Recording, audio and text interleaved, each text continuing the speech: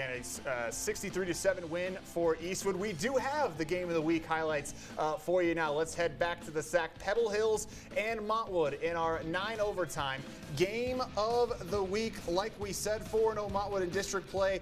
Pebble Hills coming in at 3-2, really needing a victory in this one to try to get back in the district title race. First quarter of this one, Montwood would drive right down the field. It's Michael Southern, the first down run. Ed, we profiled him last week. I know you like this kid a lot.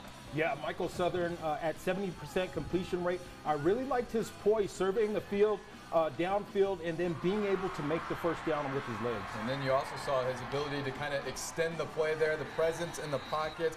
He gets the touchdown pass there to Diego Oaxaca. That made it 7-0 Rams. But here comes Pebble Hills, right? Gael Ochoa going to find Omarion Wallace.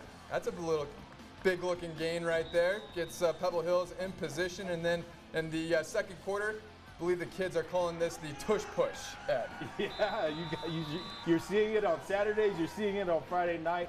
Gael Ochoa, that's a quarterback you want on that tush push. Yeah, they've had some kicking game issues, though. They go for 2. Ochoa to Jaden Gutierrez to make it 8-7 at the break. So here we go in the second half. Montwood trying to battle back down 16-7. It would be Southern on the quarterback run in for the touchdown to make it 16-14. However, that is how things would end. Pebble Hills would be able to close this thing down. They get the sack on 4th and 7, and then this is your game. Add another tush push by the Spartans as it's Ochoa getting the first down. They win it 16-14. Jesus Baltazar standing by with Mark Torres and the victorious Pebble Hills Spartans.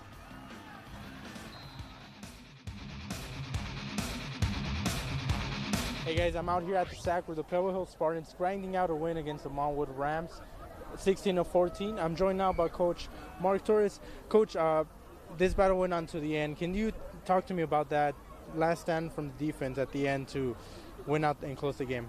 Well, our defense had been challenged by some great offenses every single week, and it's about time that they came out on top. We challenge them every single day in practice. We put a lot of pressure on them.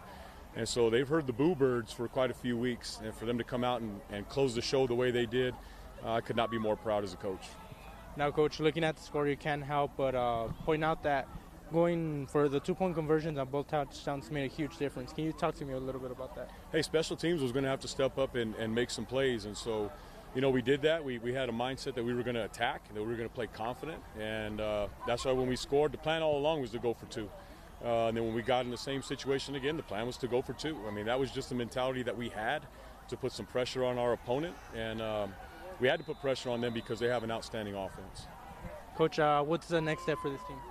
We got to go win a game at Franklin. We've never done that before, and we got the Cougars, the best perennial power in El Paso, and it's going to be quite a challenge for us. They had a big win this afternoon before we stepped on the field. Can you tell me about the defensive effort tonight? You know, it looked like Montwood was closing in in the last quarter, but you guys stood strong at the end, especially in the goal line red zone. Can you tell me a little bit about that effort tonight? You know, we just believed in ourselves the whole time. You know, we've been put down a lot based on our performances. We haven't been doing the best, but just been getting after it in practice and getting better and just believed in ourselves.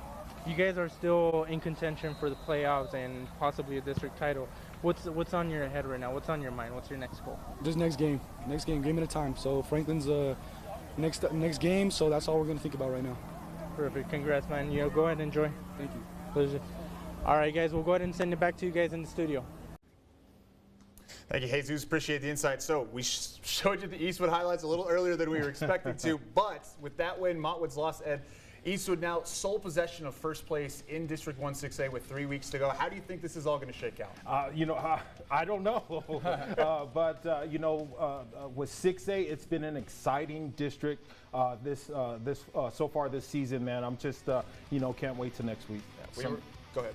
I was just going to say impressive that Pebble Hills, they find ways to win, whether it be on offense, whether it be on defense. Tonight, it was a defensive effort.